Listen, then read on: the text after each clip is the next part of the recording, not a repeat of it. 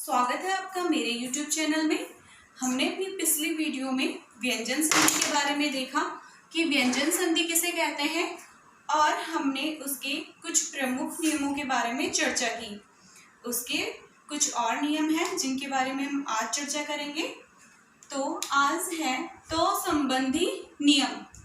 व्यंजन संधि में तो वर्ण के कुछ अपने नियम होते हैं। तो देखिए, यदि तो का मेल च या छ से हो तो वर्ण चो में परिवर्तित हो जाता है। मतलब यदि किसी पहले शब्द का अंतिम वर्ण त है और दूसरे शब्द का पहला वर्ण च या छ है तो इन दोनों के मेल से त चौ में बदल जाता है। उदाहरण के माध्यम से देखेंगे। उत प्लस चारण, यहाँ है तो और यहाँ है चौ, तो हमारा चौ में बदल जाएगा। इस तरह हमारा शब्द यहाँ ज्यों का त्यों रहेगा और यहाँ भी सेम वैसे ही रहेगा। इस तरह ये शब्द बन गया हमारा उच्चारण। इसी तरह दूसरा शब्द है हमारा जगत प्लस छाया। इसमें हमारा तो और छ, तो का मेल छ से हो रहा है तो हमारा चौ में बदल जाएगा और जो शब्द बनेगा वो हो जाएगा, यहाँ से वही रहेगा जग और ये तो का आधी चा और यहाँ से छाया, तो ये हो जाएगा जग छाया। ठीक है। इसी तरह दूसरा नियम तो का देखो, यदि तो का मेल जो या झ से हो तो जो में परिवर्तित हो जाता है। मतलब यदि पहले शब्द का अंतिम वर्ण त है और दूसरे शब्द का पहला वर्ण ज या झ है तो हमारा ज में बदल जाता है। इसे उदाहरण के माध्यम से देखेंगे।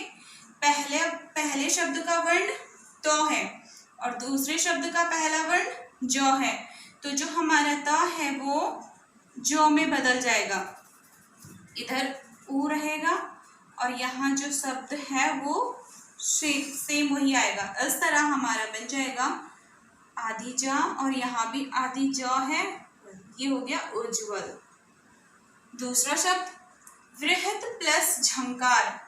यहाँ पे त है और यहाँ पे झ है। जब त का मेल झ से हो रहा है तो हमारा ज में बदल जाएगा और जो शब्द बनेगा हमारा वृहत और यहाँ झंकार। इस तरह ये हो जाएगा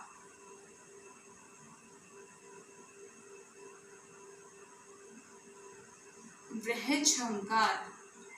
ना समझ आया? अगला नियम देखो, यदि तो का मेल ट ड ल से हो तो का मेल जिस वर्ण से हो रहा है, मतलब ता का मेल इनमें से जिस भी वर्ण से होगा वो उसी रूप में बदल जाएगा। कैसे? अगर ता का मेल ट से हो रहा है तो इन दोनों के मेल से जो ता है वो ट में ही बदल जाएगा और ता का अगर ड से मेल हो रहा है तो हमारा ड में ही बदल जाएगा और ता का अगर ल से मेल हो रहा है तो हमारा ल में ही बदल जाएगा। ना समझ आया? इसको हम कुछ उदाहरणों के माध्यम से समझेंगे।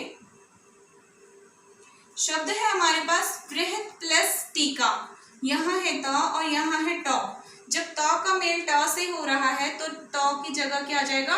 ट, और इस तरह से हमारा शब्द बन जाएगा वृहत। यहाँ है टीका, ये सेम वैसे ही रहेगा तो ये हो जाएगा वृहत टीका। यहाँ पे दूसरा शब्द है उत प्लस डयन। यहाँ है त, यहाँ है ड। जब त का मेल ड से हो रहा है तो ये ड में बदल जाएगा और यहाँ उ है इससे पहले और दूसरा शब्द है डयन, तो ये हो गया इस तरह से उड्डयन। तीसरा शब्द देखेंगे, उत्तत प्लस लीन। यहाँ है तो, यहाँ है ल। त का मेल ल से हो रहा है तो यहाँ ल ही आ जाएगा, यहाँ ता है और यहाँ लीन है तो ये हो जाएगा त आधी ला पूरी ला, उसमें ई की मात्रा न, तल्लीन। इतना समझ आया? अब हम त संबंधी कुछ और नियम देखेंगे। अब आगे त संबंधी नियम, यदि त का मेल श से हो तो त च में तथा श छ में परिवर्तित हो जाएगा। इसमें दोनों बदल जाएंगे। एक छोटा सा उदाहरण देखो, अगर दो गाड़ियों की टक्कर बहुत तेज गति से हो रही है तो क्या होगा, दोनों में परिवर्तन होगा। इसी तरह यहाँ पे दोनों शब्दों के मिलने से क्या हो रहा है, दोनों में बदलाव आ रहा है। यहाँ पे ये नियम इस पे भी लागू होता है और इस पे भी लागू होता है। देखो कैसे, अगर ता का मेल श से होता है तो जो हमारा ता है वो च में बदल जाएगा और जो श है वो छ में बदल जाएगा। ये हमारा एक नियम है। यहाँ पे उदाहरण के माध्यम से समझेंगे। उत प्लस श्वास, यहाँ पे है त और यहाँ पे है तालव्य श। अब इनके मेल से क्या हो रहा है, यहाँ पे च और श का बनेगा छ। तो इस तरह से हमारा शब्द हो जाएगा उ आधी च आधी छ और वही शब्द आएगा उच्छ्वास। ना समझ आ गया। इसी तरह दूसरा उदाहरण देखो। दूसरा जो नियम है, यदि त का मेल ह से हो तो त द में तथा ह ध में परिवर्तित हो जाएगा। मतलब अगर त का मेल ह से होता है, यहाँ भी दोनों बदलेंगे। त की जगह द और ह की जगह ध आ जाएगा। अब कुछ उदाहरणों के माध्यम से देखेंगे। यहाँ पे शब्द है उत प्लस हार, ये त है और ये ह है, दोनों बदल रहे हैं। त और ह, त बदल जाएगा द में और ह बदल जाएगा ध में।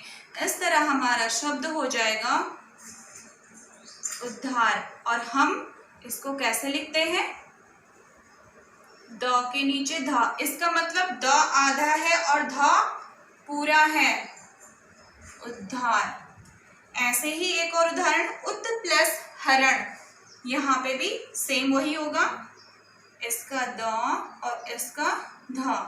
ये हो जाएगा हमारा उद्धरण। देखा हमने किस तरह से ये परिवर्तित हो गए। अब हम अपने कुछ और नियम देखेंगे। अब है हमारा म संबंधी नियम।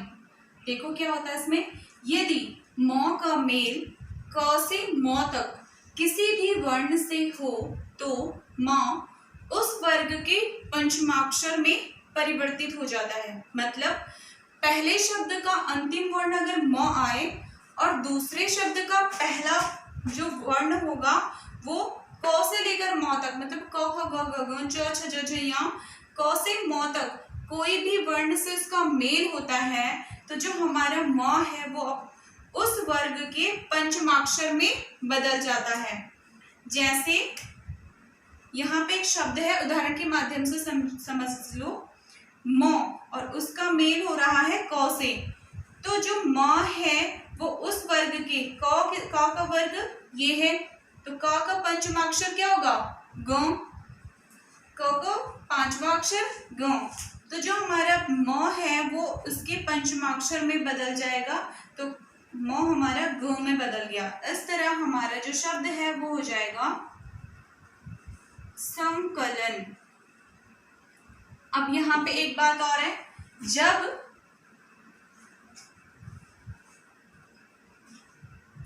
जब हमारा व्यंजन पंचमाक्षर में हो, हमारा जो व्यंजन है वो पंचमाक्षर रूप में हो और उसके बाद उसी के वर्ग का वर्ण आए, जो हमारा ग है वो का के ही वर्ग का वर्ण है, तो जो हमारा पंचमाक्षर होता है उसके बाद उसी के वर्ग का वर्ण आता है, तो ये अनुस्वार में हम इसे लिख सकते हैं, ये अनुस्वार में बदल जाता है। तो इस तरह से हम इसे लिख सकते हैं संकलन। दूसरा उदाहरण देखेंगे, सम प्लस चय। तो यहाँ पे हमारा म है और यहाँ पे च है, तो च का जो पंचमाक्षर होता है वो क्या होता है, च छ ज झ य होता है। तो हमारा जो म है वो य में बदल जाएगा। इस तरह हमारे पास शब्द हो जाएगा संजय। अब चूंकि ये पंचमाक्षर है और उसके बाद उसी का वर्ग आया है तो हम इसे अनुस्वार में लिख देंगे संजय। इतना समझ आया। अगला नियम देखो, यदि म का मेल किसी अंतस्थ या ऊष्म व्यंजन से हो तो म अनुस्वार में परिवर्तित हो जाता है। मतलब पहले शब्द का अंतिम वर्ण म है और उसके बाद कोई अंतस्थ वर्ण आए। अंतस्थ वर्ण हमने अपनी पिछली वीडियो में बताया था कौन से होते हैं, य, र, ल, व। इनमें से कोई भी आए या ऊष्म व्यंजन श, स, स, ह, अगर इनके साथ इसका मेल होता है तो ये अनुस्वार में बदल जाते हैं।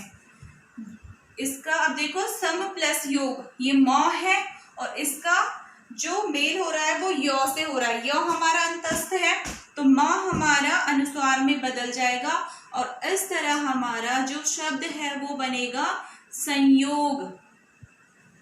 इसे समझेंगे, सम प्लस वाद। यहाँ पे है म और यहाँ पे है व, तो ये हमारा अंतस्थ व्यंजन है तो हमारा जो म है वो अनुस्वार में बदल जाएगा।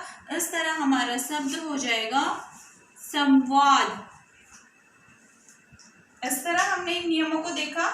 आइए अब आगे और नियमों को देखेंगे। म संबंधी हमारा अगला नियम क्या कहता है, देखिए, यदि म का मेल म से होता है तो उसमें कोई भी परिवर्तन नहीं होता। ये हमारा सबसे आसान नियम होता है कि अगर म का मेल म से होता है तो उसमें कोई भी बदलाव नहीं आता है। उदाहरण के माध्यम से देखेंगे, सम प्लस मान, यहाँ पे भी म है, यहाँ पे भी म है, तो नियम के अनुसार इन दोनों में कोई भी परिवर्तन नहीं होगा तो हमारा शब्द बन जाएगा सम्मान। ये आधा माँ है तो यहाँ भी आधा सम्मान। इतना समझ आया। अब एक नियम हमारा सा संबंधी नियम भी है। यदि सा से पूर्व अ या आ से भिन्न कोई भी स्वर आए तो स जो हमारा सा है वो मूर्धन्य स में परिवर्तित हो जाता है। मतलब अगर कहीं पे सा है, दूसरे शब्द का पहला वर्ण स है और उससे पहले अ या आ को छोड़कर कोई भी स्वर आता है तो जो हमारा सा है वो मूर्धन्य सा में बदल जाता है। उदाहरण के माध्यम से देखेंगे, यहाँ पे शब्द है अभी प्लस सेक, यहाँ पे है ई, यानी आ तो आया नहीं, उसके बाद कोई भी स्वर आ सकता है। ई का मेल हो रहा है स से, यहाँ पे सा आ रहा है तो ये वाली सा किस में बदल जाएगी, मूर्धन्य सा में। तो इस तरह हमारा शब्द हो जाएगा अभिषेक। ऐसे ही दूसरा उदाहरण देखेंगे, वी प्लस सम, यहाँ पे भी ई है और ई स्वर का मेल स से हो रहा है तो नियम के अनुसार हमारा ये मूर्धन्य स में बदल जाएगा और इस तरह हमारा शब्द हो जाएगा विषम। इतना समझ आया। उम्मीद है आप लोगों को ये वीडियो पसंद आई होगी और आपके लिए लाभदायक होगी। अगली वीडियो हमारी विसर्ग संधि पर होगी। सो बाय बाय, टेक केयर।